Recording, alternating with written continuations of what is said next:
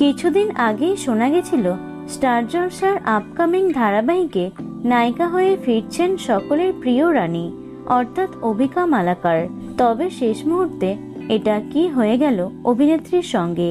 ইতিমধ্যেই স্টার জলসা দুটি নতুন ধারাবাহিকের প্রোমো একসঙ্গে লঞ্চ করেছে, যার মধ্যে একটি দেখে ভীষণ খুশি হলেও অন্যটি দেখে মন ভেঙেছে দর্শকদের। নতুন ধারাবাহিক দুই শালিকে থাকছেন তিতিক্ষা দাস, ইন্দ্রাণী দত্ত, অর্কপ্রভ রায় এবং অভিনেতা সায়ন বোস, যাকে কে প্রথম কাছে এসেছি ধারাবাহিকে দেখা গেছিল। হ্যাঁ, শুরুর আগে নায়ক চরিত্রে বদল ঘটেছে দুই শালিকের। তবে স্টার জলসার আপকামিং রাঙামতি তীরন্দাজ ধারাবাহিকে নায়িকা হওয়ার কথা ছিল অভিকার।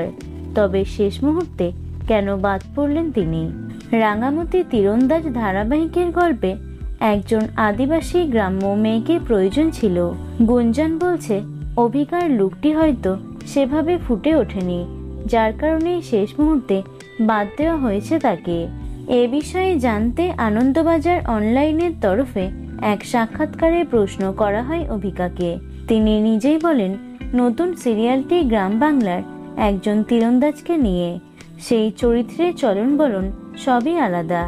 আগের সিরিয়ালে আমি একজন শহরের মেয়ে চিকিৎসকের চরিত্রে অভিনয় করেছিলাম। নতুন সিরিয়ালে চরিত্রটি করতে গেলে আমাকে অনেকটা বদলাতে হতো, যার জন্য আমায় বাড়তি প্রশিক্ষণ নিতে হতো।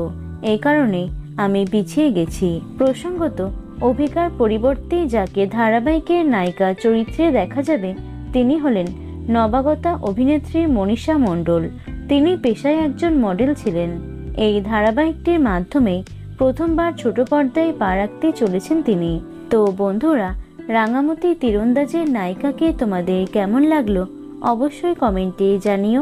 ভিডিওটি লাইক এবং শেয়ার করো। এছাড়াও টলি দুনিয়ার অন্যান্য খবর পেতে চ্যানেলটি অবশ্যই সাবস্ক্রাইব করে রেখো।